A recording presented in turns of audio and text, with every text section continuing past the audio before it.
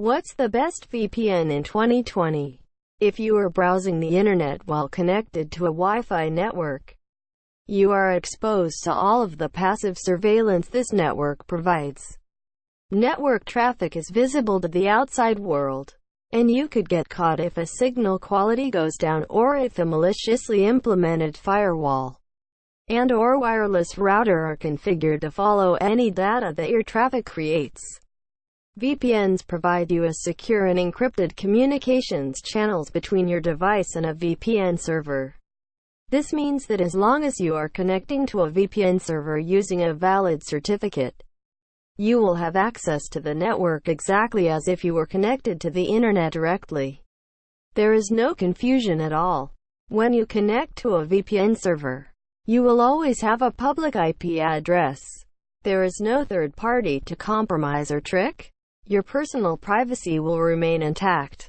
One of the things that most people want to do online is access an account with the banking, educational, medical or legal services they use. Most people are aware that they should use a computer that is secured or at least not under active surveillance. At this point, it might seem easy to assume that VPNs are the perfect solution. However, there are people who may think that a VPN is just another way to redirect internet traffic to a non-existing website, and the VPN provider sees the traffic and sends it to a couple of servers in Africa or Asia. This is not at all the case, and it is not only something that you can read about in Ron Charles's Tech Bytes article. In most cases, a VPN is configured to protect your private communications like emails, image, audio and video files, and documents. This allows you to take your confidential information out of harm's way. What kind of VPN services are there? There are basically three kinds of VPNs out there today. There are central servers controlled by a company, VPNs run by individual users, and VPNs run by groups of small companies. If you do the math, it is very hard to distinguish between these three options.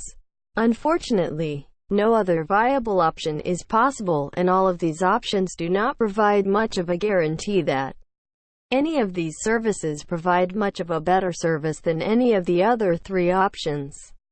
Also, when comparing these three VPN services, you need to take into account some basic parameters such as the speed of these services, cost of the service, their user base, and reliability of this service.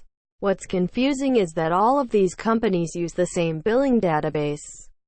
Some companies even have the same name for each VPN, making it more complicated to make comparisons between VPNs.